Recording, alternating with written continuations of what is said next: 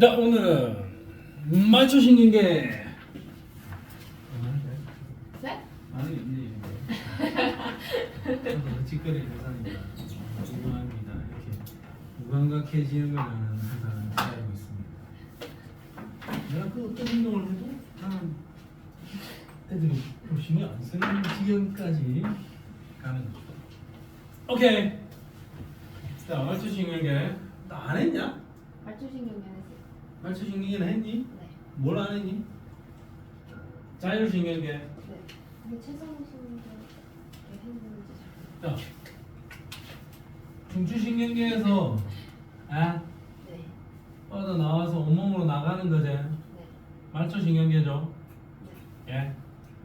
말초신경계는 원심성 뉴런으로 이루어져 있다 이런 표현을 한번 쓰고 있습니다. 이렇게 하나 찾아라. 근데 이 원심성 뉴런, 이거 운동 뉴런이라는 이야기 아닙니까?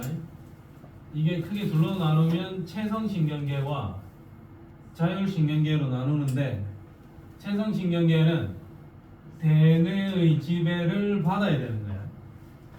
대뇌의 지배를 받으니까 내가 생각하고 하는 행동들이 되는 거죠. 의식적인 어떤 행동들이 전부 다 체성신경계다 이렇게 이해를 하면 되겠죠. 내가 생각하고 하는 행동들 체성신경계다. 그럼 자율신경계는 대뇌의 지배를 받는 것이 아니다. 대뇌의 지배를 받는 게 아니라 중간뇌, 연수, 척수 이런 아들을 지배를 받아서 행동이 이루어지니까 내가 생각하고 하는 행동이 아니다 이거죠. 지가 알아서 자율적으로 돌아가는 신경계다. 그럼 그거는 교감신경과 부교감신경으로 나누어집니다. 자율신경계는 중간내 연수, 척수에 의해서 어떤 행동이 컨트롤되는 겁니다. 자, 이 그림에다가 별표를 3개씩 쳐놓으세요. 자, 크게 체성신경계는 어떤 중추에서 말단까지 하나의 뉴런으로 쫙 연결이 되어 있고, 자율신경계는 중추에서 말단까지 2개의 뉴런으로 연결되어 있습니다.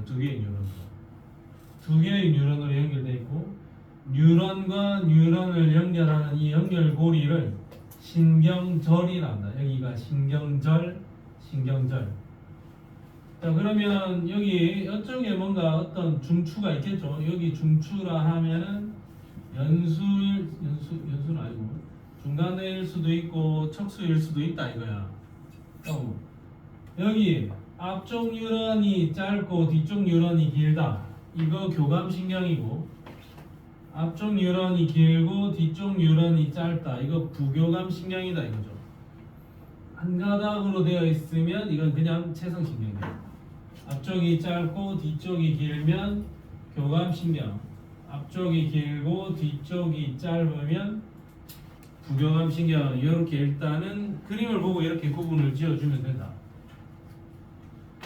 자, 그러면 체성신경계의 말단에서 근육 쪽으로 신경 전달 물질이 삐져나올 건데, 체성신경계 말단에서 삐져나오는 이 신경 전달 물질이 아세틸콜린. 여기서 이렇게 자극을 넘겨줘야 되고, 여기서도 이렇게 넘겨줘야 되고, 여기서도 이렇게 넘겨줘야 되는데, 이 모든 물질들이 모두 다 아세틸콜린. 그 다음에 교감신경의 말단에서 반응기로 어떤 행동을 넘겨줘야 되는데, 여기에만 작용하는 신경 전달 물질이 노르에피네프린. 교감신경의 말단에서는 노르에피네프린. 나머지는 싹 다 아세틸콜린이란 물질이다. 나머지는 전부 다 아세틸콜린이고, 교감신경의 말단에서 뻗어나오는 신경 전달 물질은 노르에피네프린이다. 나머지는 아세틸콜린. 교감신경의 말단에서 뻗어나오는 것은 노르에피네프린. 그러면 교감신경은 뭐고 부교감신경은 뭐냐? 교감신경이라는 거는 우리의 생명이 좀 위험한 상황, 위기 상황, 긴장 상태. 부교감신경은 좀 편안해진 상태를 의미하는 거예요. 자, 그럼 내가 지금 아주 긴장한 상태죠. 긴장한 상태면 등에 담이 와가지고 사람이 좀 불편해.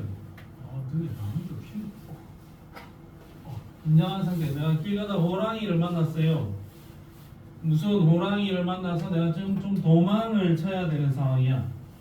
그럼 사물을 똑바로 쳐다보고 도망을 가야 되는 거니까 동공이 확대된다. 눈으로 최대한 많은 양의 빛을 넣어가지고 사물을 명확하게 보자. 그 다음에 심장박동 촉진됩니다. 기관지 확장되면서 심장박동이 억수 잘 되고, 소화 따위는 신경 쓸 필요 없다. 소화 억제, 쓸개적 등비 억제, 소화 같은 거 안 하고 도망가는 데 집중한다 이거죠. 그 다음에 도망가다가 오줌을 누고 싶으면 안 되니까 방광이 확장이 된, 그래야 도망을 열심히 칠 수 있는 겁니다. 그러면 도망을 다 가서 내가 이제 편안한 상태가 됐으면 반대로 움직이면 돼요. 동공 축소되고 정상적으로 돌아오고 기관지 수축되면서 정상적이 되는 거고, 심장박동도 억제, 이제 소화시키고 슬리드도 분비하면서 방광은 제자리에 찾아가면 되겠죠. 도망갈 때 확장이 되어가지고 오줌 안 누다가 편안해진 상태가 되면 갑자기 좀 화장실 좀 급한데 이런 느낌이 좀 들 수 있다라는 이야기입니다. 교감신경은 위험한 상황, 부교감신경은 편안해진 상황이다. 이렇게 이해를 해주면 이게 다야. 자, 그러면 얘기를 봐라. 교감신경은 동공이 확대되고 기관지도 확장시키고 심장박동도 촉진하고 소화액 분비도 어쩌고 저쩌고 방광도 확장을 시켜주는데, 교감신경과 관련되는 이 모든 행동은 여기서 다 연결되어 있죠. 교감신경은 전부 어디에 붙어 있다? 척수에 붙어 있다. 척수에 붙어 있다. 아까 그 바로 옆 페이지에서 교감신경은 중간내 연수 척수에서 뻗어 나옵니다. 이런 이야기를 했지. 근데 교감신경과 관련되는 아이들은 전부 다 어디에 붙어 있다? 척수에 붙어 있다. 우리 교감 선생님은 어디에 붙어 있다? 척수에 붙어 있다. 교감 선생님은 어디에 붙어 있다? 척수에 붙어 있다. 인정? 교감 선생님들 떠오르는 이미지의 그 선생님 하면 있죠. 교감 쌤은 어디에 붙어 있다? 척수에 붙어 있다. 근데 부교감은 척수에만 붙어 있는 게 아닙니다. 부교감 신경은 방광 수축은 척수에 붙어 있고, 그 다음에 기관지 수축이나 심장박동 억제, 소화액 분비 이런 거는 연수에 붙어 있고, 동공 축소 이런 거는 중간내에 붙어 있다 이거죠. 부교감은 다양한 곳에 붙어가지고 명령을 하다를 봤는데, 교감신경은 전부 다 어디에 붙어 있다? 척수에 붙어 있다. 오케이. 교감신경은 생명의 위협을 느끼는 상황, 부교감신경은 편안해진 상황. 자, 교감신경이 활성화되었을 때 어떻게 되고, 부교감신경이 활성화되었을 때 어떻게 되고, 자, 교감신경과 부교감신경이 중추가 어디에서 뻗어나오는지를 체크를 해야 된다. 그리고 교감신경의 말단에서만 노르에피네프린이 삐져나온다는 거. 그 다음에 신경절 이전 뉴런이 짧고 이후 뉴런이 길다. 교감신경. 신경절 이전 뉴런이 길고 이후 뉴런이 짧다. 부교감신경. 한 가닥이다. 채성신경. 인정? 자, 오케이. 자, 중추신경계 질환. 알파. 시험에는 잘 안 나옵니다. 알츠하이머, 파킨슨병. 중추신경계 질환이고, 말초신경계 질환은 근위축성, 측삭, 경화증, 길렌바레 증후군 이런 아이들은 말초신경계 질환입니다. 시험에 잘 나오지 않겠지만 혹시 모른다 나중에 간호학과나 보건계열로 진학하고 싶은 아이들이 있다면 뭐 세특에 어떻게 뭐 붙여서 써먹어야 될 거 아닙니까? 나 길렌바레 증후군에 대해서 연구를 해본 적이 있어. 말초신경계를 공격 못해 마리집이 손상된다 하면서 저런 걸 연구해 볼 수도 있는 겁니다. 옆에 이제 잘 고민해 보도록 하세요. 자, 뒷페이지 와서 교감 and 부교감과 관련되는 문제 하나 풀어보겠습니다. 헛! 108페이지에 16번. 내가 그려놓은 그림은 굉장히 잘 그렸다는 생각이 들 겁니다. 이런 추상화를 쳐다보면. 이게 뭐냐 도대체. 자, 스타트.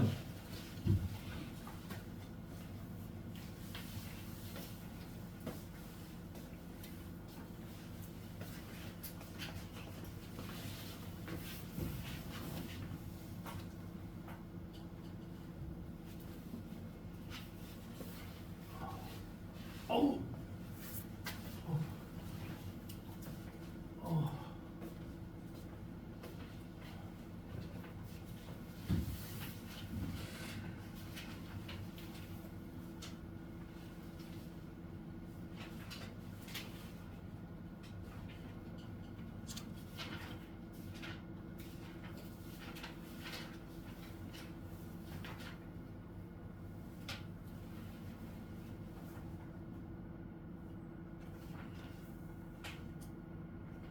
규리 답 나왔냐? 네.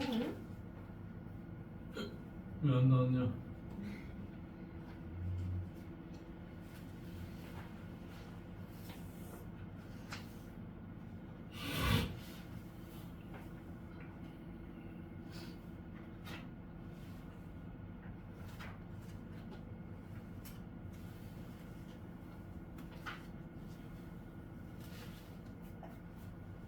서아 답 나왔냐?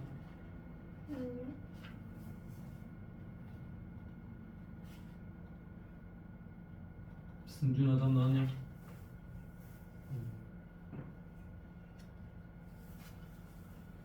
나올 수도 있죠.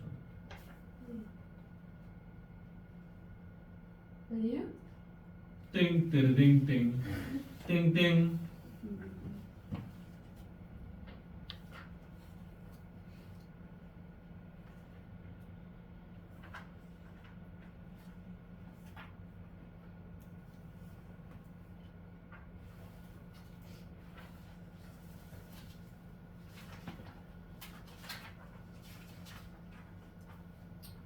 자, 한번 보겠습니다. 가와 나는 각각 심장과 다리 중 지원아 몇 번? 4번 땡땡땡땡. 아 미안합니다. 민지 몇 번?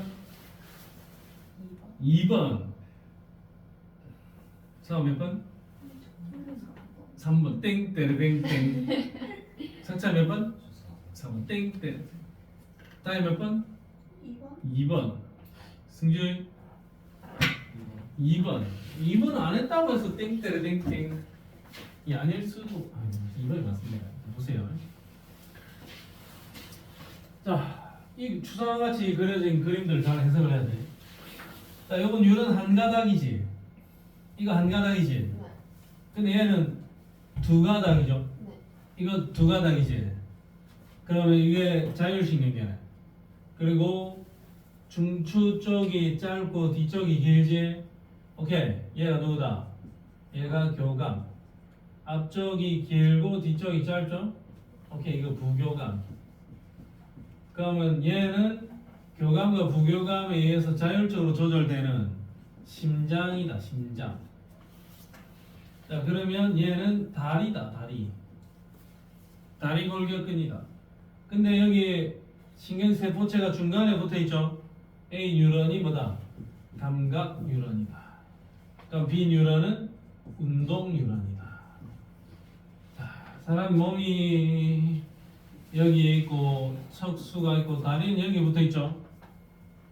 그러면 다리에서 올라오는 자극, 다리로 내려가는 자극은 어쨌든 척수를 통해서 대뇌로 가야 됩니다. 그럼 얘는 어쨌든 척수에 붙어 있을 겁니다. 그 다음에 교감신경은 어디에 붙어 있다 했노? 교감신경과 관련되는 모든 행동은 척수에 붙어 있다 그랬지? 부교감과 관련되는 것 중에서 심장박동은 어디에 붙어 있다? 연수에 붙어 있죠. 여러 가지에 붙어 있을 겁니다. 그러면 보기를 해결해보자. 가는 다리 골격이다. 인정? 네. 오케이. 그럼 A는 감각유런이죠. 내가 지난 시간에 운전이라 안 했습니까? 운동유런이 전근이지. 그러니까 일단 얘는 감각유런이니까 절대 전근은 아닌 거죠. 굳이 따지자면 감각유런은 후근인 거죠. 운동유런이 전근이라 했으니까 일단 2번이 무조건 틀렸어요. 자, A와 B는 모두 척수에 속한다. 다리에서 뻗어나와서 어떤 중추로 바로 붙어 있잖아요. 다리에 이 행동들이 뇌로 다이렉트로 연결되어 있는 게 아니라 척수를 거쳐서 뇌와 연결되어 있죠. 이 연결고리는 어딜 것이다? 척수에 붙어 있다. 척수신경에 속할 겁니다. C는 어디니? 부교감 신경이죠. 부교감 신경 그 중에 심장박동이면 어디에 붙어 있다? 연수에 붙어 있겠죠. C와 설마 C는 이거제. D의 말단은 이거죠. 네. 둘 다 뭡니까? 요거 아세틸콜린 교감신경의 말단에서 분비되는 거는 노르에피네프린. 여기에서 분비되는 신경 전달 물질이랑 여기에서 분비되는 신경 전달 물질은 다르다. 그러면 답은 몇 번? 2번. 아, 섭섭하네. 섭섭해서 한 문제 더 풀겠습니다. 핫. 자, 뒤로 와서 섭섭하니까 한 문제만 더 풀겠습니다. 교감, 부교감. 자, 114쪽에 14번 스타트.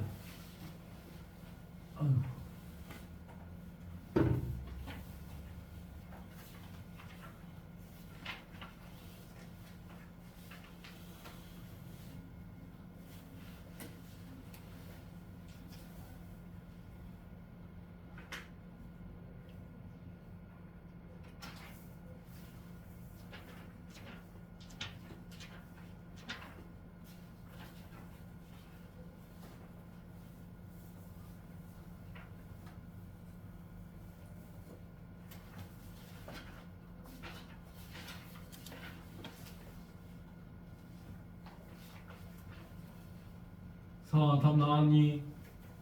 하고 있어요. 아, 오케이.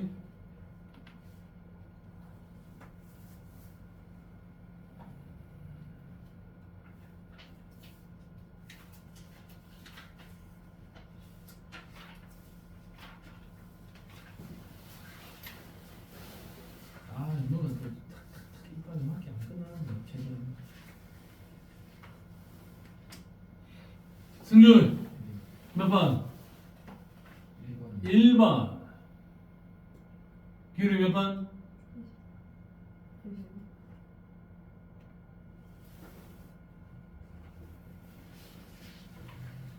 서아 몇 번? 하고 있어요. 1번. 1번. 민지 몇 번? 네. 다이엘 1번. 1번. 지울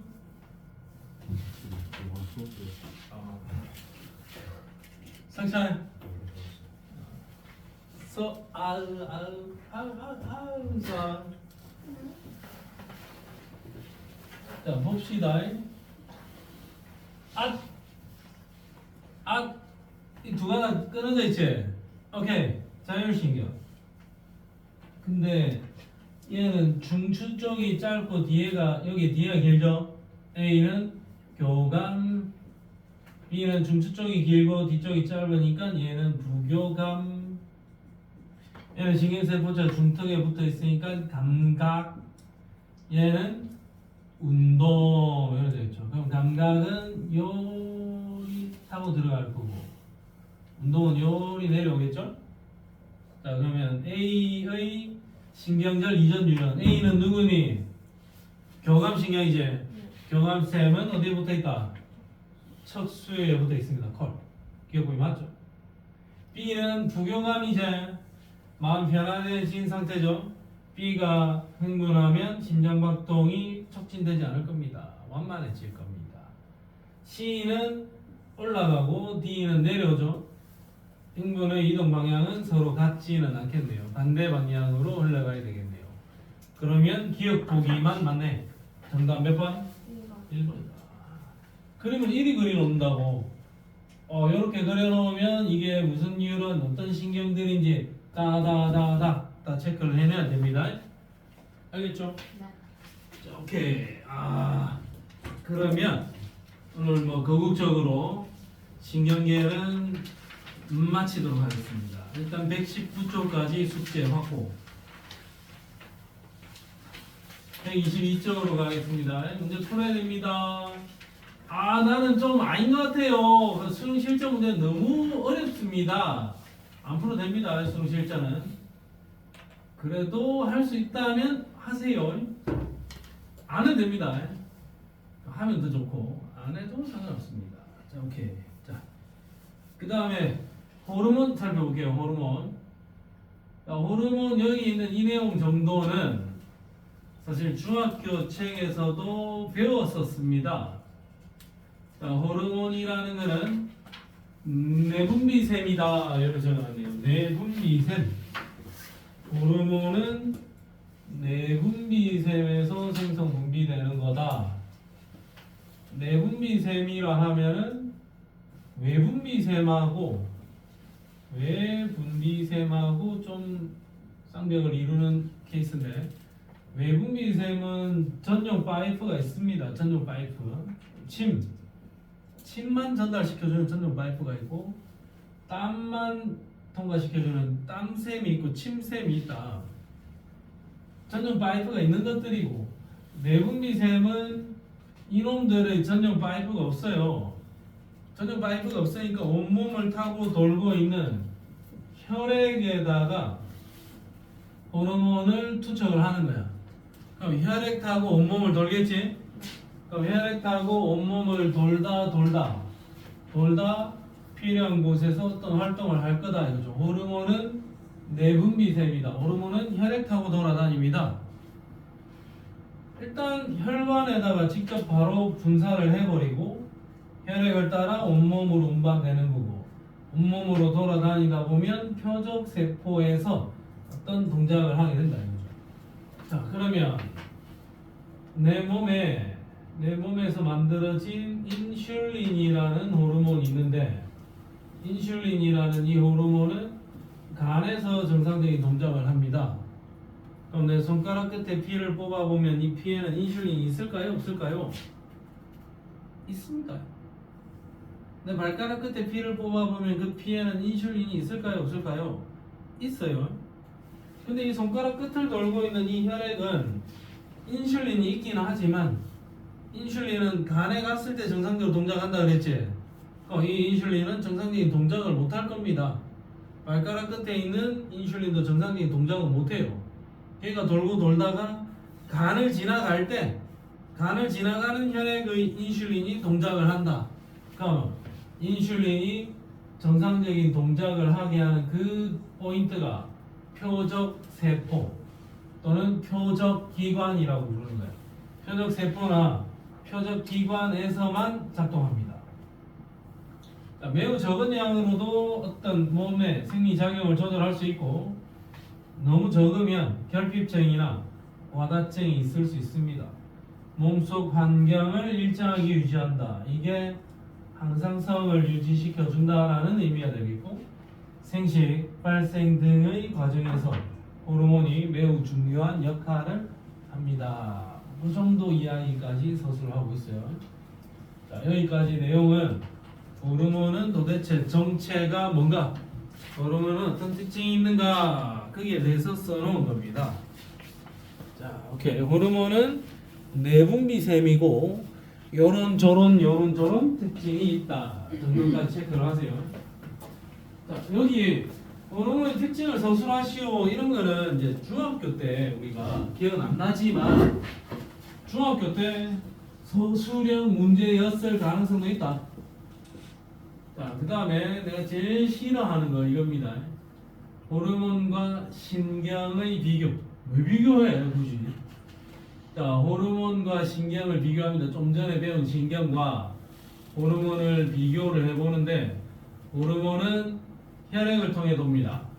신경은 뉴런을 타고 돕니다. 호르몬은 혈액을 타고 돌고 신경은 뉴런을 타고 돕니다. 호르몬은 온몸을 혈액을 타고 돌고 있으니까 느린 거고 신경은 자극 줬을 때 빠르게 피크가 발생해야 되겠죠. 그 다음에 호르몬은 온몸을 타고 도니까 작용 범위가 넓고 신경은 자극을 준지 전만 포인트가 발생하겠죠. 그 다음에 신경은 빨리 사라져야 되지만 호르몬은 혈액을 타고 돌면서 오래오래 작용을 해야 되는 거고 표적 세포에만 동작한다. 한 방향으로만 흘러간다. 이런 두 가지 특징적인 차이가 있다. 신경과 호르몬을 비교하고 있습니다. 왜 비교하는지 모르겠네요. 무슨 연관성이 있다고? 시험에 한 문제 나올는지 모르겠으나 내가 출제 잘하면 나는 이거 절대 안 되겠습니다. 네, 누구 쌤들은 모르겠다. 123쪽. 123쪽으로 가면 호르몬을 분비해주는 포인트가 내분비샘이거든. 내분비샘. 자, 내분비샘에서 여러 종류의 호르몬을 분비를 해서 특정한 조직이나 특정한 기관으로 혈액을 타고 운반을 하는데 일단 호르몬 분비를 조절하는 최대 중추는 간뇌의 시상하부다. 여기 줄 하나 꺼놓으세요. 간뇌의 시상하부다. 이렇게 적어놨네. 자, 시상하부가 뭐냐면 그림을 크게 확대를 한번 해보겠습니다. 이 확대를 해보면 그만! 자, 여기가 대뇌, 소뇌, 여기 소뇌, 그 다음에 연수, 여기 이거 뭐라 연수 말고 연수 밑에 여기 뭐지? 뇌줄기 있고 여기가 중간뇌죠. 여기가 뭐니 여기 이게 간뇌입니다. 간뇌 여기 이 부분이 시상인데 시상 아래쪽 이동뇌가 시상하부야. 시상하부 밑에 있는 얘가 뇌하수체라고. 이거 다 간뇌 포인트입니다. 예? 자, 뇌하수체는 앞쪽 이파리가 있고 뒤쪽 이파리가 있거든. 이게 뇌하수체 전엽, 뇌하수체 후엽입니다. 간뇌의 시상하부, 뇌하수체 전엽, 후엽. 자, 이렇게 그림이 그려져 있고. 그 다음에 목 있는데 여기에 갑상샘, 갑상선, 그 다음에 여기에 이자, 그 다음에 부신, 정소, 난소가 있을 수 있습니다. 그러면 우리 몸에 호르몬을 분비시켜주는 포인트들이 이렇게나 많다 이거죠. 자, 그러면 봅시다. 뇌하수체 전엽에서 분비되는 호르몬, 갑상샘 자극 호르몬. 이 갑상샘 자극 호르몬은 뇌하수체 전엽에서 분비돼 가지고 하는 일이 갑상샘을 자극을 합니다. 갑상샘을 자극을 하면 갑상샘에서 티록신이 분비됩니다. 뇌하수체 전엽에서 분비된 갑상샘 자극 호르몬이 가서 갑상샘을 쪼아대면 갑상샘에서 티록신이 분비되고 티록신은 물질 대사를 촉진한다. 포도당을 분해해서 에너지를 만들어내는 이 물질 대사를 촉진하는 호르몬이 티록신. 그러면 내가 에너지가 필요하다. 내 몸에서 에너지를 만들어내야 된다. 그럼 티록신이 있어야 되는 거죠. 티록신이 포도당을 분해해서 에너지를 생성하게 해줄 거다. 내가 지금 너무 춥다. 그럼 몸에서 열을 발생시켜야 되겠죠. 포도당을 분해를 시켜야 되는데 그러려면 티록신이 오다를 줘야 된다 이거죠. 자, 그 다음에 부신 뇌하수체 후엽에서 분비되는 항이뇨 호르몬. 항이뇨 호르몬은 컴파돼서 수분 재흡수를 促진하는 녀석이다. 자, 이건 뭐냐? 자, 여기 있습니다. 여기가 원뇨라 하자. 원뇨. 여기가 콩팥이야. 여기를 통과, 좀 그림 좀 섭섭하긴 한데 콩팥에 돌고 돌겠죠. 이렇게 빠져나가면 오줌으로 나갈 겁니다.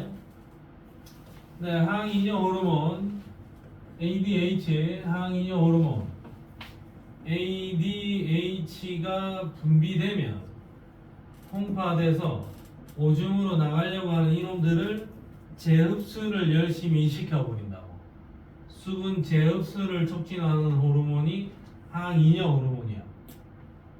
그러면 항이뇨 호르몬이 분비돼 가지고 수분 재흡수를 열심히 하면 오줌으로 나갈 뻔했던 이 물을 몸으로 다시 돌려보내주는 거죠.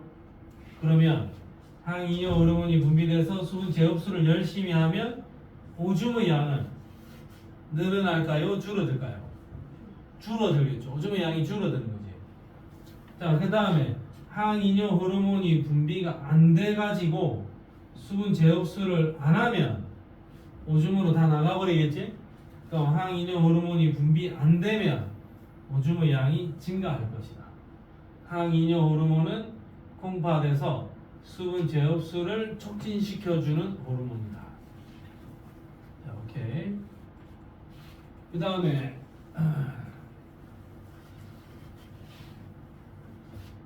부신 속질에서 분비되는 에피네프린, 요거 정도. 에피네프린은 혈당량을 증가시켜주고 심장박동도 촉진시켜주는 호르몬이다. 부신 속질에서 분비되는 에피네프린. 자, 그 다음에 이자에서 분비되는 인슐린, 글루카곤. 인슐린. 자네들 1배 압니까? 1배? 1배 알아? 1배 모르나? 1배. 1배라는 게 있거든요. 인슐린은 이자의 베타 세포에서, 글루카곤은 알파 세포에서 분비됩니다. 인슐린은 어떤 세포? 베타 세포. 1배. 글루카곤은 어떤 세포? 알파 세포. 인슐린은 혈당량을 낮추는 작업을 하고 글루카곤은 혈당량을 높입니다. 자, 여기서 말하는 혈당량이라는 것은 혈액 속에 있는 포도당의 양을 의미하는 거고, 자, 혈액 속에 포도당으로 존재하면, 많이 존재하면 혈당량이 높은 거고, 포도당으로 놔두는 게 아니라 포도당을 박스 포장해서 이렇게 저렇게 묶어가지고 포장을 하면 글리코젠이 됩니다. 그때 통합과학 시간에 배웠던 기억이 살짝 나는 것 같은데요. 포도당을 박스 포장을 해서 식물이 저장하는 형태는 녹말이고, 포도당을 박스 포장을 해서 동물들이 저장하고 있는 형태는 글리코젠이야. 그러면 혈액 속에 있는 포도당을 글리코젠으로 바꾸면 포도당이 줄어들잖아요. 그러면 이 작업을 진행을 시켜주면 포도당이 줄어드는 거니까 이 작업이 진행되면 혈당량이 낮아집니다. 요걸 누가 하냐? 요거 인슐린이 한다 이거죠. 자, 글리코젠을 박스를 풀어서 포도당으로 바꿔주면 혈액 속에 포도당이 많아지는 거죠. 이거 혈당량이 높아지는 작업이다 이거죠. 이거 글루카곤이가 하는 역할이야. 그 인슐린은 혈당량을 낮추는 작업, 글루카곤은 혈당량을 높이는 작업. 인슐린은 베타세포, 글루카곤은 알파세포. 이자의 베타세포, 이자의 알파. 1배. 1배를 모르다니. 민지는 안 있어. 1배 알아? 알긴 알죠. 1배요. 1배라면 또라이들 집합소 있어요. 또라이 집합소 있어. 너 1배냐? 살짝 1배냐? 나는 1배 회원입니다. 그 또라이들이 뭐 하는지 난 너무 궁금해가지고 내가 한번 가입해서 들어가 봤어요. 진짜 또라이 새끼들 집합소입니다, 완전히. 뭐 하는 곳인데? 그 알고 싶은 거 그냥 올리고 하는 그 게시판이야. 일간 베스트 게시판, 그 1배. 와, 제정신 아닌 놈들 많습니다, 인간. 나는 아닙니다. 자, 그 다음에 부갑상샘에서는 파라토르몬, 테스토스테론, 에스트로겐, 프로게스테론 돼 있는데 우리는 지금 내가 줄근 호르몬만 알 거다. 디록신, 갑상샘 자극 호르몬, 항인이 호르몬, 에피네프린, 인슐린, 글루카곤. 갑상샘 자극 호르몬을 TSH라고 쓰기도 하고 항인이 호르몬은 ADH. H는 호르몬이겠죠. 호르몬의 H겠지. 디록신, 그 다음에 인슐린, 글루카곤 요 정도까지만 체크합시다. 알겠죠? 네. 아, 오늘 호르몬 끝낼 수도 있을 것 같은 좋은 느낌이 듭니다. 빡치겠지만 내가 오늘 호르몬을 끝내게 되면 숙제가 어디까지 확보가 되는 거냐? 155초까지가 아니라 145초까지 확보가 되는 겁니다. 한번 노력해 보겠습니다. 아유 등이야.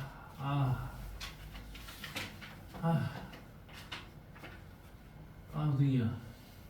자, 그 다음에 이거 갑상샘 기능 항진증하고 갑상샘 기능 저하증하고 별표 하나씩만 쳐놓자. 미니미 별표로다가 하나씩.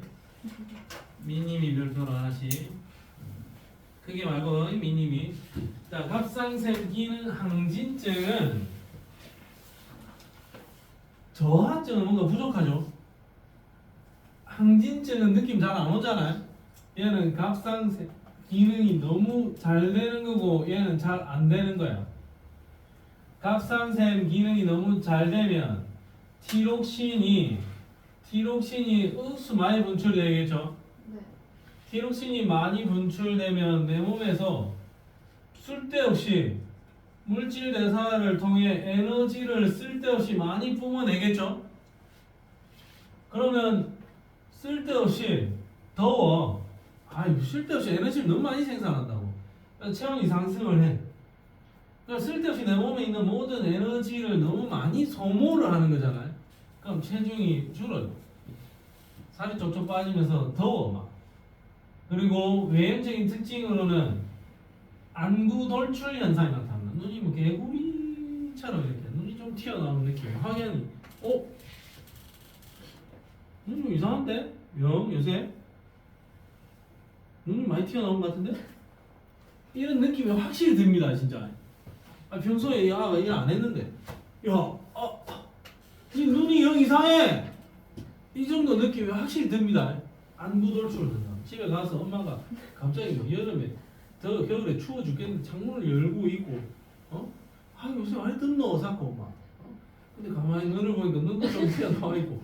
이러면 엄마, 아무래도 갑상샘 기능 항진증인 것 같아. 병원 가보자. 이런 정도 딱 되면 됩니다. 갑상샘 기능 저하증은 티록신이 분비가 잘 안 되는 거예요. 에너지를 생산해야 되는데 에너지가 잘 생산 안 되죠. 춥고 에너지 소모를 못하니까 몸속에 에너지 영양분들이 자꾸 쌓이겠지.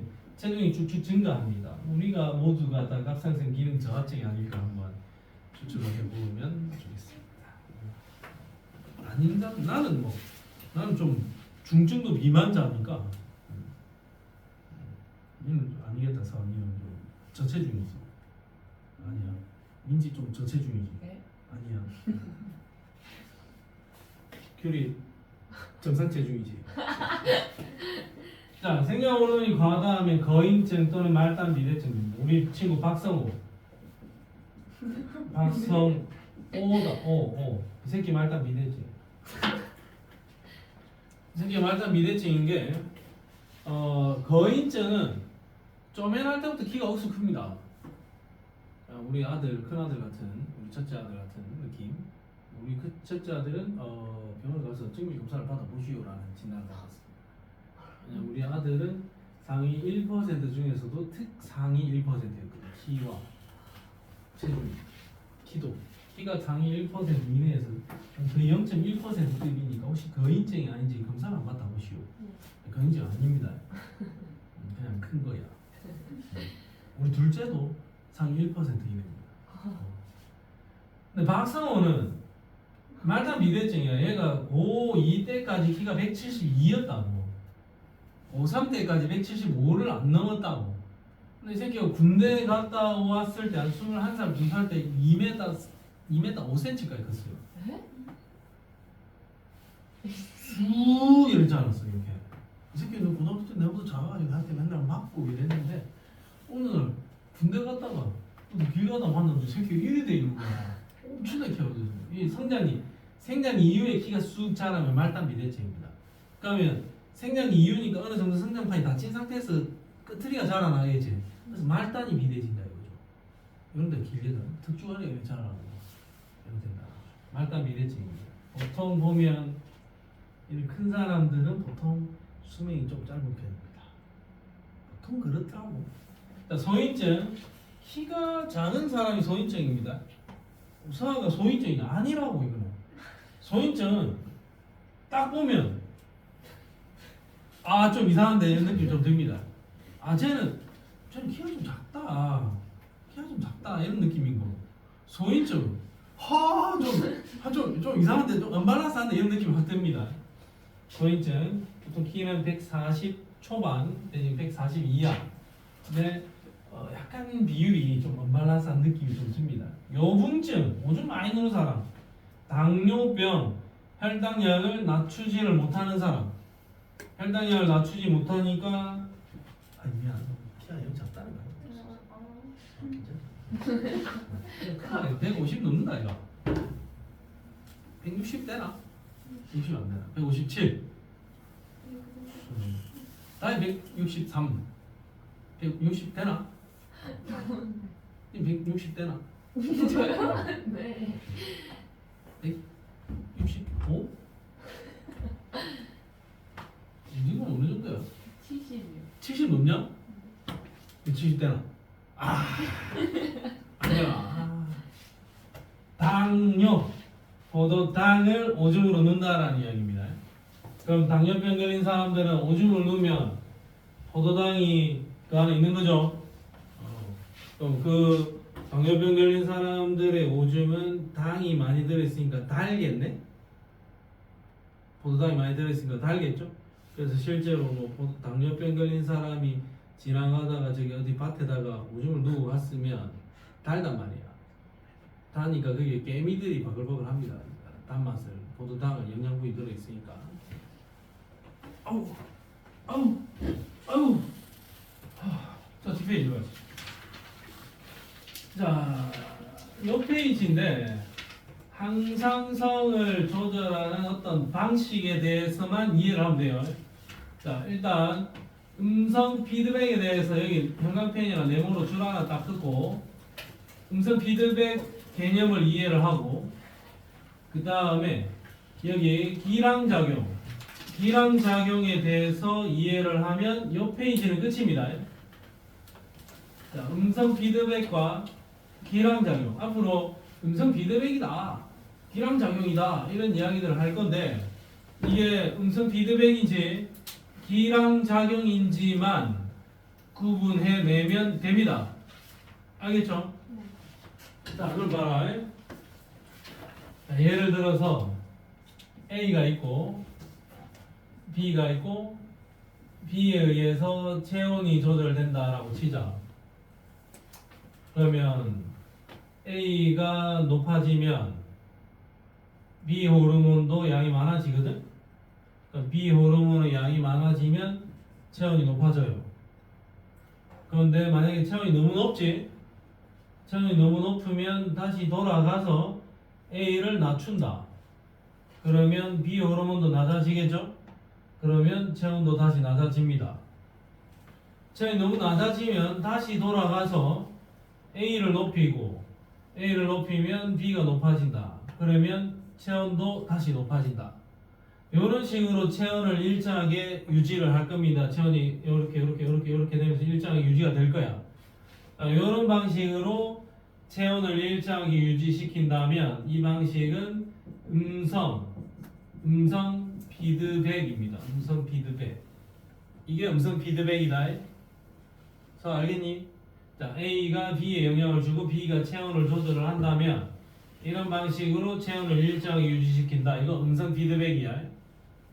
자, 그 다음에 조금 방식은 다른데 혈당량이라는 게 있다. 혈당량이라는 게 있는데 A 호르몬이 가가지고 혈당량을 낮춘다. 그럼 혈당량이 너무 낮아졌지? 근데 만약에 이게 음성 피드백이 되려면 A를 줄여서 혈당량을 높여야 되는데 이번에는 낮아지면 B가 가서 혈당량을 높인다. 자, 높아지면 다시 A가 가서 낮춘다. 낮아지면 다시 B가 가서 다시 높인다. 이런 식으로 혈당량을 일정하게 조절할 수도 있잖아요. 이런 조절 방식을 길항 작용이라 합니다. 이걸 길항 작용이라 합니다. 이건 음성 피드백, 이거는 길항 작용이에요. 두 가지 패턴만 기억을 하면 돼요. 자, 그러면 이제 얘가 나와 있는데, 자 봐라. TRH가 시상 하부에서 분비되는데, TRH 이 호르몬의 이름은 진짜 좀 이상합니다. TRH라는 호르몬은 갑상샘 자극 호르몬, 방출 호르몬입니다. 이게 이 호르몬의 이름이야. 짜증나니까 TRH라고 그냥 쓰는 거죠. 얘가 뭐냐면, 자 봐라, 니는 호르몬인데 갑상샘 자극 호르몬 있잖아. 갑상샘 자극 호르몬 고노마를 방출시켜주는 호르몬이다 이거야. 갑상샘 자극 호르몬을 방출시켜주는 호르몬. 그러면 갑상샘 자극 호르몬 방출 호르몬이 나와서 뇌하수체 전엽을 쪼아대겠죠. 쪼아대면 뇌하수체 전엽에서 갑상샘 자극 호르몬이 튀어나오겠지. TSH가 나오겠죠. 그럼 TSH는 갑상샘을 쪼아대러 가면 갑상샘에서 티록신 분비될 거 아닙니까? 그러면 여기에 적혀있는 이 호르몬이 세 가지가 나와요. TRH, TSH, 그리고 티록신 세 개가 나왔지. 그럼 TRH가 많이 분비되면 TSH 늘어나겠죠? TSH 늘어나면 티록신 늘어나겠지. 그럼 티록신이 늘어나면 어떻게 하느냐?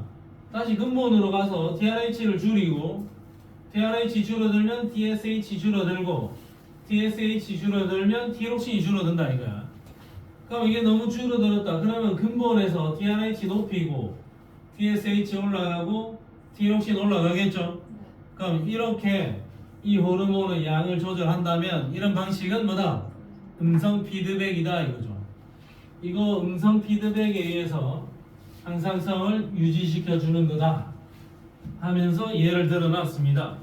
기량작용은 두 놈이서 하나를 컨트롤하는 거고, 음성 피드백은 한 줄로 쭉 연결이 되어 있는 거야. 한 줄로 쭉 연결이 되어 있으면 그건 음성 피드백. 얘가 가서 낮추고 얘가 가서 높이고 얘가 가서 낮추고 얘가 가서 높이면 이건 기량작용. 오케이. 네. 자, 가자. 비대기로. 자, 혈당량 조절에다 별표 하나 치세요. 자, 혈당량은 일반적으로 100ml에 100mg이 들어있을 때가 일반적으로 정상적인 혈당 수치입니다. 혈당량은 혈액 속에 들어있는 포도당의 농도를 의미합니다. 혈액 속에 들어있는 포도당의 농도를 혈당량이란다. 자, 그러면 여기 막 줄줄이 적혀 있지? 결국에 이 줄줄이 적혀 있는 이 본문의 내용은 이 그림에 다 있습니다.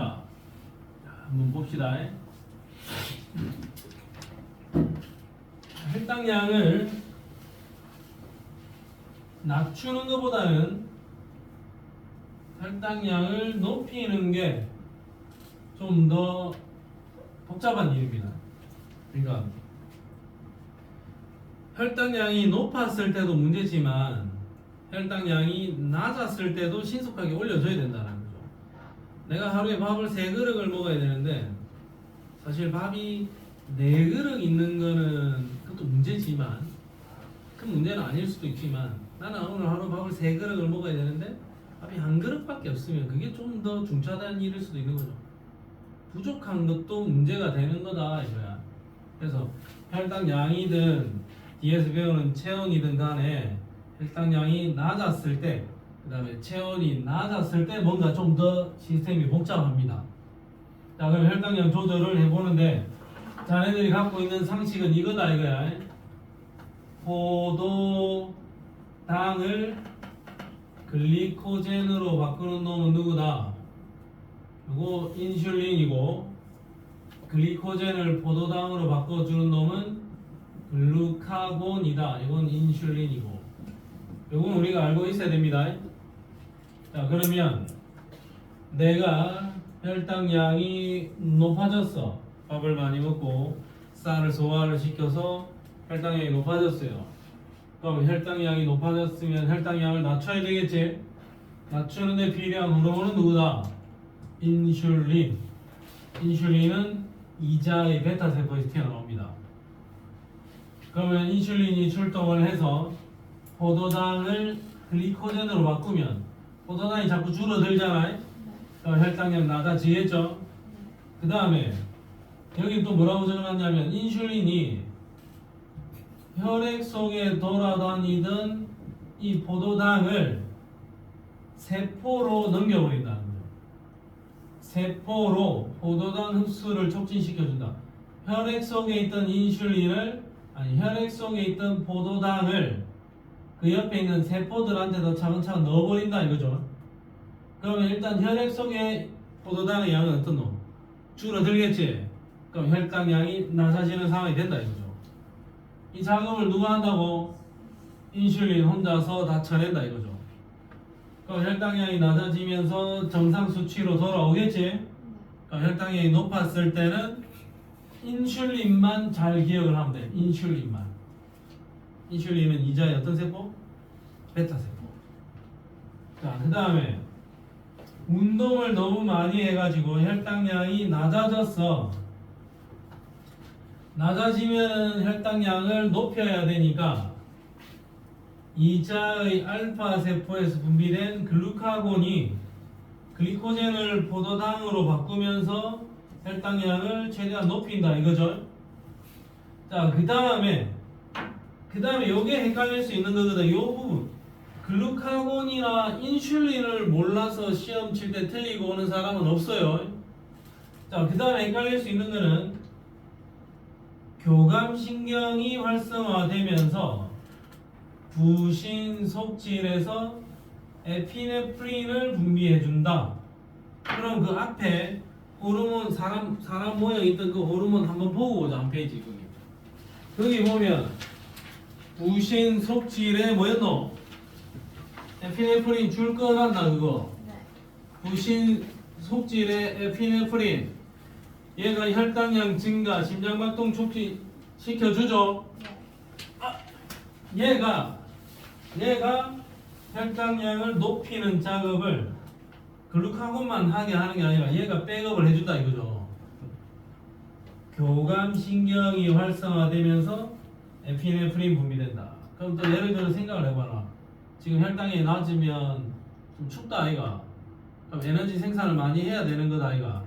그러면 교감신경이 활성화되면서 심장박동도 빨라지면서 혈액순환도 원활하게 해주고 그래 하면서 열심히 에피네프린에 의해서 포도당을 만들어내줘야 되겠죠.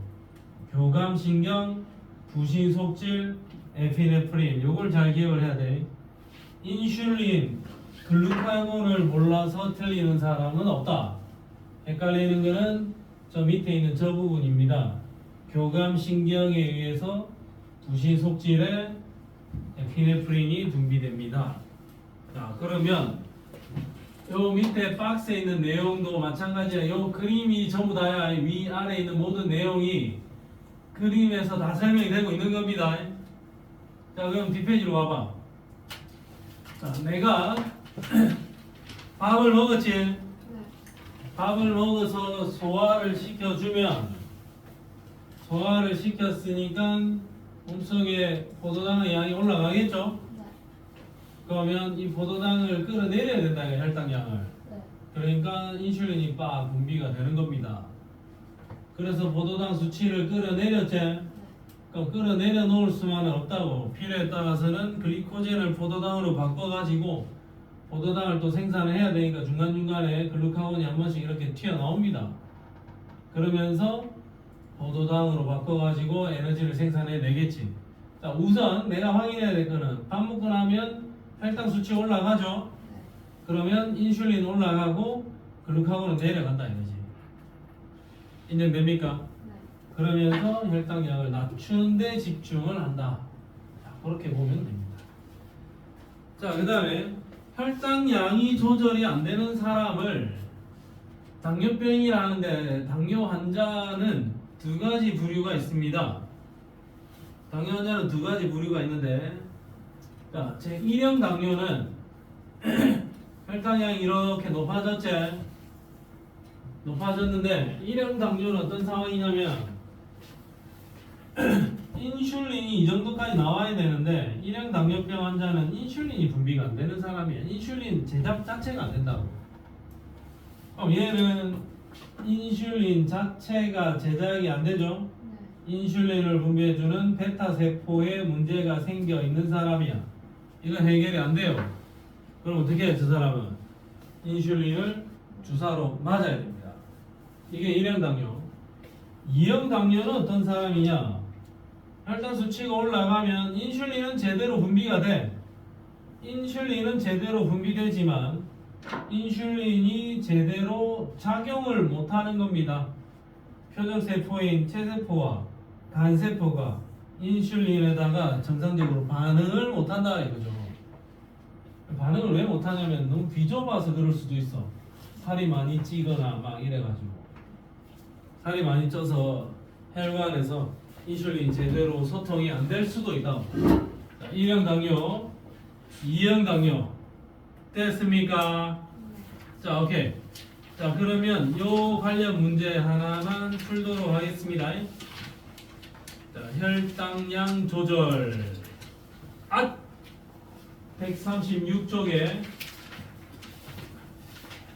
136쪽에 11번 스타트.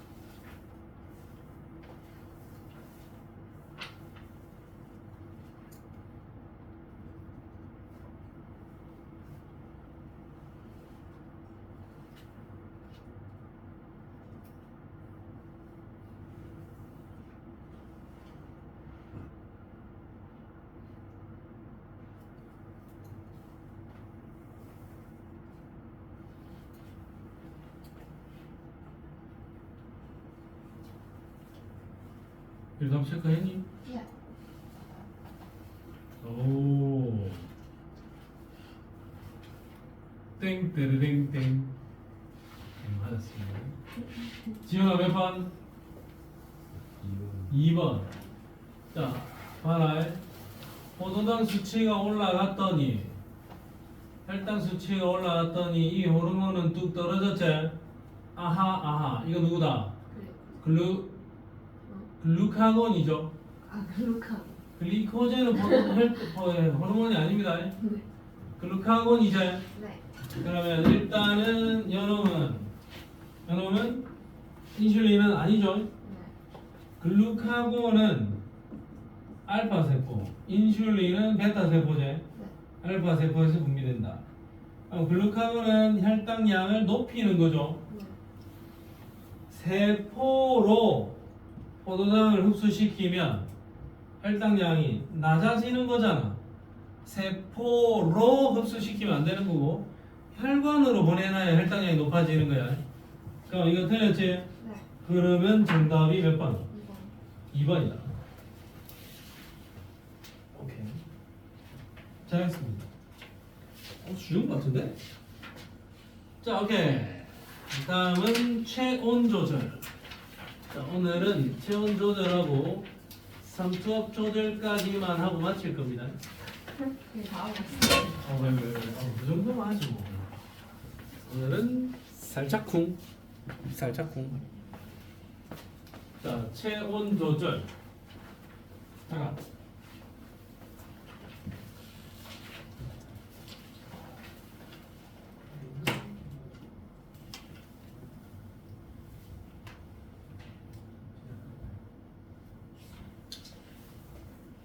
자, 체온 조절. 더우면 어떡하지? 더우면 보일러를 꺼라. 창문은 열어라. 추우면 보일러를 켜고 창문을 닫으면 되는 거죠. 인정? 추울 때는 보일러를 켜면 되고 더우면 보일러를 끄면 됩니다. 아닌데요, 선생님. 더울 때는 에어컨을 켜면 되는데요. 미안하지만 우리 몸에는 에어컨이 없습니다.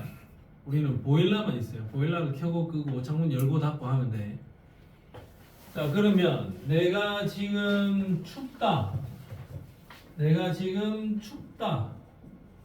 추우면은 보일러를 켜야 된다. 열 발생량을 증가시켜줘야 되겠죠. 보일러를 켜라는 거지. 내가 지금 춥다. 내가 지금 추우니까 내 몸에서 빠져나가는 열기를 최소화해야 되겠지. 창문 닫아라는 거지. 열 발산량, 열 발산량은 줄여야 되겠죠.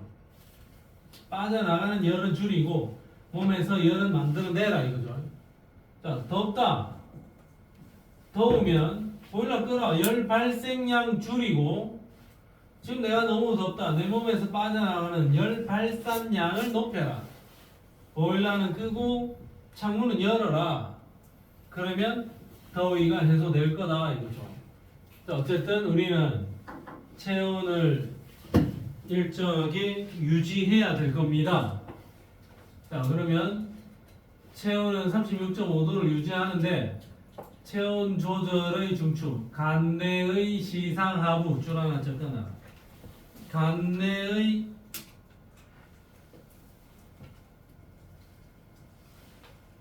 간내의 시상하부가 체온 변화를 감지하고 열 발생량, 열 발산량을 조절을 합니다.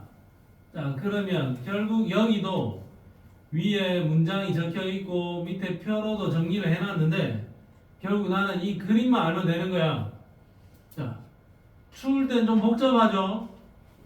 더울 때가 좀 더 간결해 보이지? 자, 더운 거부터 하자, 더운 거부터. 자, 나 지금 덥다. 나 지금 더워요. 나 지금 더워요. 그러면 간뇌의 시상하부에서 TRH를 줄이고 TRH가 줄어들면 TSH도 줄어들 거고 보일러 끄라는 거지 더우니까. TSH가 줄어들면 몸에서 갑상샘에서 발생하는 티록신의 양이 줄어들겠지? 티록신의 양이 줄어들면 물질 대사를 안 할 거다 이거죠. 열심히. 그러면 열 발생량이 줄어드는 거니까 체온은 떨어질 겁니다. 체온은 떨어질 겁니다.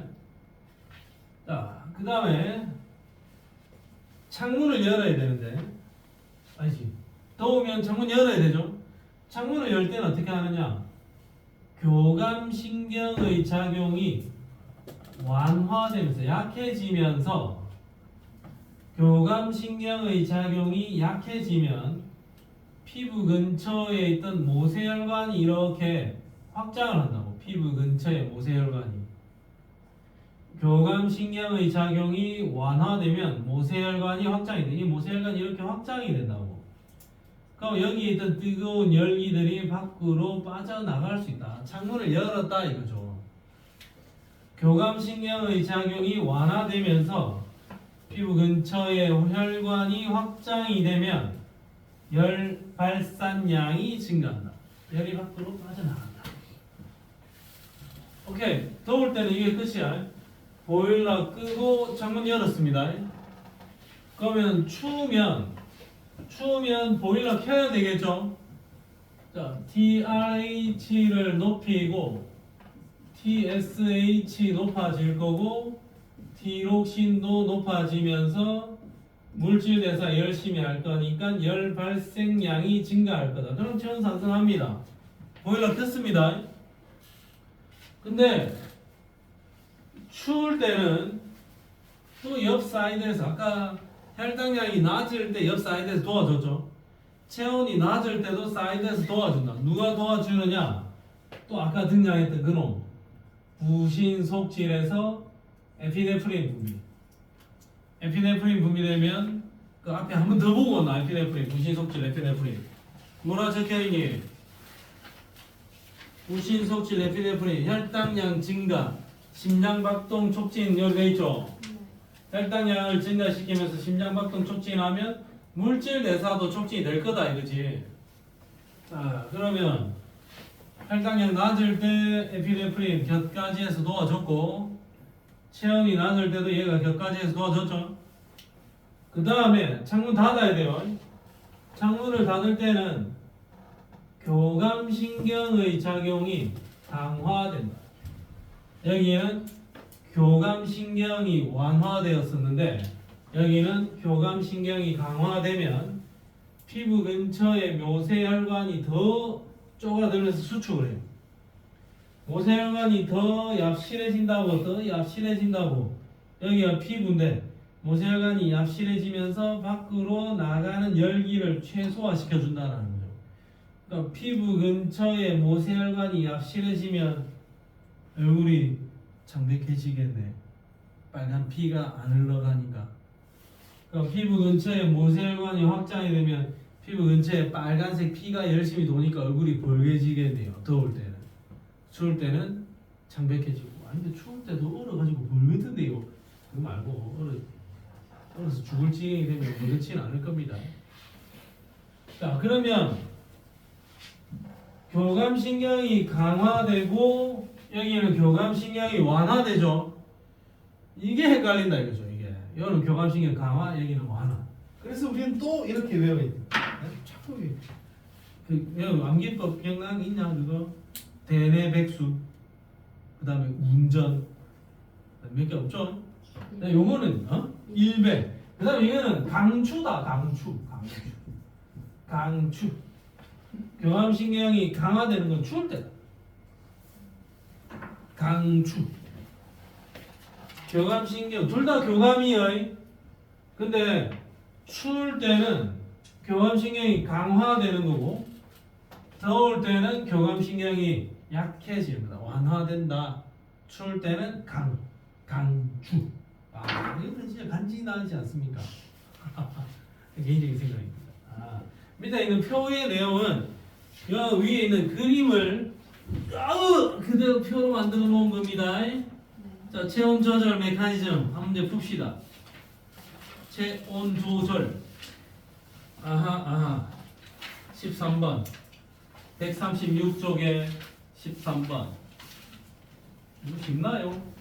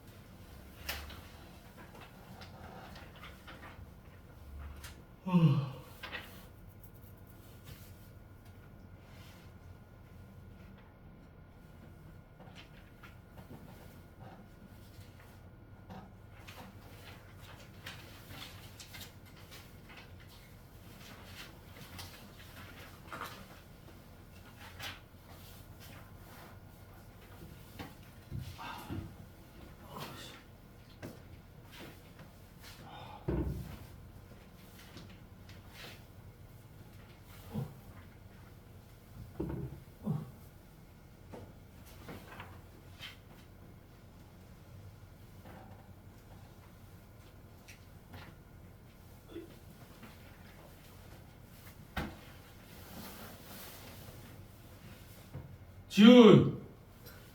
니왜 놀라 그러냐 사와야.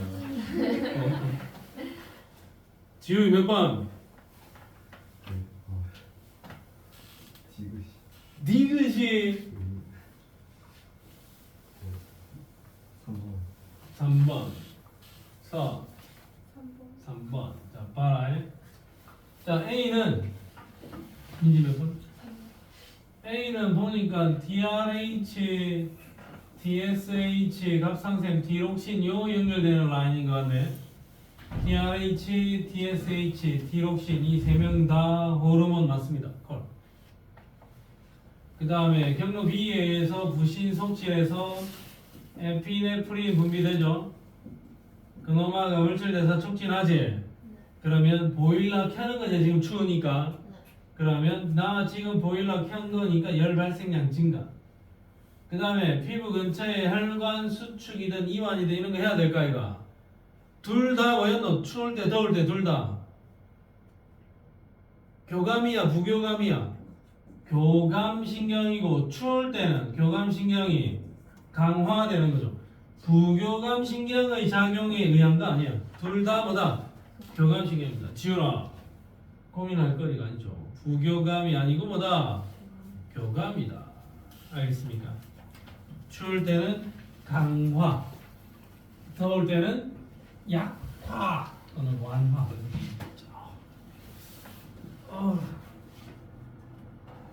큰일인데 등이 형 골프를 못 치잖아 이러려면.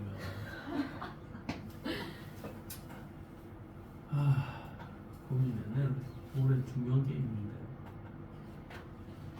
그게 제일 걱정입니다. 자, 그 다음에 혈당량 조절, 삼투압 조절로 가자. 마지막입니다. 오늘의 마지막 주제. 자, 삼투압이라 하면 일단은 상식에 접근을 하세요. 상식에 근거하는데 삼투압이라 하면 반토페님이 이야기하기를 삼투압 파이는 CRT라 했습니다.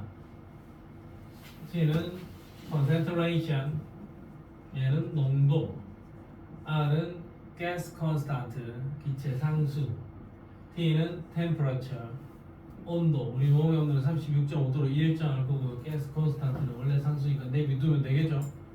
그럼 이 둘이는 변수 아니제. 삼투압은 뭐에 비례한다? 농도에 비례한다. 삼투압은 농도가 높으면 삼투압이 세고 농도가 낮으면 삼투압이 약한 겁니다. 그러면 난 잘 모르겠고 삼투압이다 하면 내 몸속에 있는 혈액속이 또는 내 몸속에 있는 혈장에 있는 농도다라고 생각합니다. 물을 많이 먹으면 어떻게 되겠냐? 삼투압이 물을 많이 먹으면 내 몸이 물타기를 많이 하니까 싱거워지겠죠. 삼투압이 낮아지겠네. 내가 이렇게 가만히 있어가지고 땀을 한 방울치를 흘리면 몸속에 물이 밖으로 나가는 거지. 그럼 내 몸속에 있는 농도는 진해지겠죠. 삼투압은 커질 겁니다. 자, 어쨌든 체액의 농도가 어떻게 되느냐? 체액의 농도가 높아지면 삼투압 높아지는 거고 체액의 농도가 묽어지면 삼투압도 낮아지는 거다. 체액의 농도와 삼투압은 동급이다. 이렇게 표현을 하면 되겠죠. 결국 내 몸의 체액의 농도는 물을 가지고 조절을 해야 된다 이거죠. 물 가지고. 자, 물 가지고 조절하는 건 이거밖에 없습니다. 오줌으로 나갈 물들을 흡수시켜 주느냐 안 시켜 주느냐의 차이야. 자, 상식적으로 생각하자. 내 몸의 농도가 너무 진해. 삼투압이 너무 높아. 그럼 농도를 낮춰야 되겠죠. 그러면 오줌으로 내보낼까 아니면 최대한 다시 돌려보낼까? 돌려보내야 되겠죠. 돌려보내는 이 작업을 누가 하니? 항이뇨 호르몬이 한다고. 그러니까 내 몸의 농도가 진하면 항이뇨 호르몬이 많이 분비되면서 수분 재흡수를 많이 해줘야 농도를 낮출 수가 있다고. 그럼 내 몸의 농도가 너무 낮아, 너무 묽어. 그럼 농도를 진하게 만들어줘야 되겠죠. 어쨌든 물을 많이 제거를 해야 되잖아. 오줌으로 많이 보내버리라고. 그러면 항이용 호르몬 분비 안 돼가지고 재흡수 시키지 마. 재흡수 안 시키면 오줌으로 많이 나가겠죠. 그러면 농도를 다시 낮아진 농도를 다시 높일 수도 있을 거다 이거죠. 알겠습니까? 삼투압을 컨트롤하는 것은 내 몸의 농도를 컨트롤하겠다 그 이야기입니다. 자 그러면 요 옆 사이드가 좋네. 옆 사이드가 좋네요. 자, 옆 사이드 이렇게 세로로 내가 쭉 적어 나갈 거니까 자네들은 실 사이즈대로 그대로 적어 나가세요. 자, 잘 생각해보자. 시간은 충분할 것 같습니다. 아우, 너무 빡세네. 자, 삼투압이 너무 높다. 세로로 얘로 쭉 적어 나갈 거다. 실측 사이즈 잘 보고 견적 잘 내세요. 삼투압이 높다라는 거는 내 몸에 있는 혈장의 농도가 진하다는 이야기죠. 농도가 너무 진해요. 그러면 서아야, 농도가 너무 진해. 농도가 너무 진하면 물을 버리면 되나 아니면 물을 가둬놔야 되나? 가둬놔야 되겠죠. 물을 가두려면은 재흡수를 어떻게 하라? 재흡수를 많이 해야 되죠. 화살표 방향이 다 똑같네. 수분 재흡수를 많이 하려면 ADH의 분비량을 잔뜩 높여야 되겠죠. ADH의 양을 높이면서 수분 재흡수를 열심히 한다. 아 그러면 수분 재흡수를 열심히 하니까 오줌의 양은 어때? 오줌의 양. 오줌의 양은 줄어들겠죠. 그럼 오줌의 양이 줄어들면 오줌은 농도가 진해질까요? 오줌은 묽어질까요? 오줌의 양은 절대적으로 줄어든다. 물이 줄어든 거지. 농도는 진해지겠죠. 그러면 오줌의 삼투, 오삼 불고기. 오줌의 삼투압은 어떻게 된다? 높아지게 되겠죠. 농도가 진한 오줌이 나온다 이거야. 수분 재흡수를 열심히 하면서. 아, 삼투압이 높을 때 물을 가둬놔야 되니까 ADH 양을 높이겠네. 그러면서 수분 재흡수 열심히 하고 재흡수를 열심히 하니까 혈장 삼투압이 높을 때 이렇게 되는 거. 재흡수를 열심히 하니까 나중에 혈장 농도는 낮아지겠죠. 그럼 수분 재흡수를 열심히 하니까 오줌의 절대적인 양은 줄어들 거고 오줌의 양은 줄어드니까 오줌의 삼투압은 높아지겠죠. 그럼 수분 재흡수를 열심히 했지. 그럼 이 물이 다 어디 가 있겠니? 몸 속에 들어와 있는데 이 물은 대부분 혈액 속에서 타고 돈다고. 그럼 절대적인 혈액의 양은 증가하겠죠. 그럼 혈액의 양이 증가하면 어차피 내가 가지고 있는 혈관이라는 파이프 속에 혈액이 많이 지나간다 이거. 그러면 혈압은 높아진다라는 이야기죠. 아 여기까지 일단 머릿속으로 이해했지? 자 그럼 반대는 화살표는 반대로 뒤집으면 되겠네. 안 뒤집어도 됩니다. 너는 이래 납비라. 이제 끝. 삼투압이 너무 낮아. 그러니까 혈장의 농도가 낮은 거죠. 그러면 재흡수를 많이 하지 마. 너무 낮으니까. 재흡수를 안 하려면 ADH 분비하지 마. ADH 분비 안 하면 오줌 양이 많아져. 오줌 양이 많아지면 오줌의 농도는 묽어지면서 오줌의 삼투압은 낮아져. 그리고 오줌으로 많이 내보내니까 내 몸에 혈액양 줄어들어. 혈액양 줄어드니까 나는 혈압이 낮아져. 고혈압 환자가 응급으로 실려가면 혈압이 너무 높잖아. 그럼 오줌으로 많이 내보내버려야 돼. 그럼 이뇨제를 투여해가지고 오줌으로 많이 나가버리면 혈액량이 줄어들면서 혈압을 낮출 수가 있겠죠. ADH를 무기력화시켜버린다는 이야기. 알겠냐? 일단 관념적으로 이야기를 했고, 그러면 요 옆에 그림에서는 굉장히 간단하게 적어놨단 말이야. 보자고. 자, 땀을 많이 흘리면서 혈장 삼투압이 높아졌지. 지금 나 농도 진하지. 그럼 어떡하지? 물을 가둬야 되겠죠. 그러면 ADH 분비 많이 시켜. 수분 재흡수 많이 하게 돼. 다시 낮아집니다. 끝. 간결하게 적어놨죠. 물을 많이 먹어서 혈당 삼투압이 너무 낮아요. 그럼 농도를 높여야 되니까 오줌으로 많이 내보내야 돼. 항이뇨 호르몬 줄여. 수분 제압사 하지 마. 그러면 물로 많이 빠져나가 버릴 거고 오줌으로 많이 나가 버릴 거고 나의 삼투압은 높아질 거다 이거죠. 선생님, 나는 문제를 풀 때 그래프를 잘 해석을 해가지고 나는 문제를 풀었는데 답이 기역인데 나는 니디가 나오던데요. 그럼 그래프를 반대로 해석한 거죠. 그래프 반대로 해석하지 말고 항이뇨 호르몬 시험 문제 풀 때 헷갈리면 상식적으로 생각해라. 상식적으로 물 많이 먹으면 오줌 많이 나오겠나 안 나오겠나? 많이 나오겠죠. 그게 포인트입니다. 그냥 자 그럼 요 밑에 표에 있는 내용은 그 내용 설명해 놓은 거고 물 많이 먹었지? 네. 에? 물 많이 먹었더니 오줌 생성량 어떠냐? 많아진다고. 오줌 생성량 많고 물 많이 먹었더니 혈장의 삼투압은 낮아졌다고. 여기서 또 한 번 더 생각한다. 오줌 생성량이 많으면 혈장 삼투압은 높아져야 되는 거 아니에요? 이러고 있습니다. 그건 아니고 지금 물 먹어서 이렇게 변한 거야. 그래서 오줌 생성량이 많으니까 오줌 열심히 누다 보면 좀 이따가 혈장 삼투압은 이렇게 높아진다라는 이야기입니다. 에? 오케이. 와우. 자, 항이뇨 호르몬 문제 하나 풀겠습니다. 어려울 것이야. 오케이. 142쪽에 11번 스타트.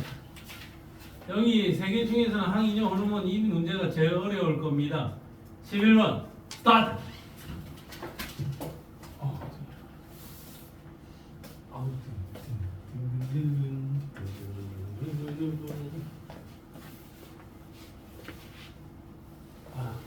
그때 남들 어디 계시노? 차에? 커피숍에? 차에 한번 올라가서 계셔도 되는데. 이거 샤프인데 이렇게 들어놨네요. 아니야. 이 나중에 나비 효과로 나오지. 이 새끼가 다 부러져가지고 애들이 밟고 다니다 보면 온데 바닥에 샤프심이 물론 우리 학원이 뭐 깨끗한 학원은 아니지만 청소 열심히 한다거나 뭐 그런 컨셉은 아닙니다.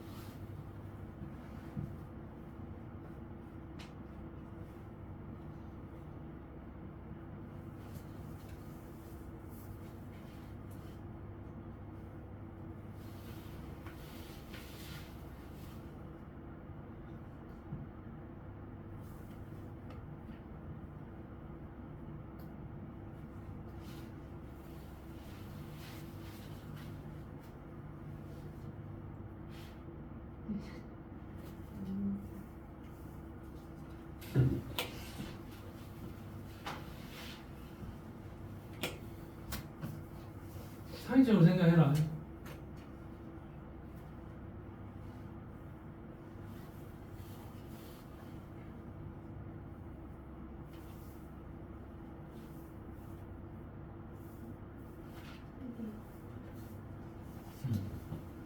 다이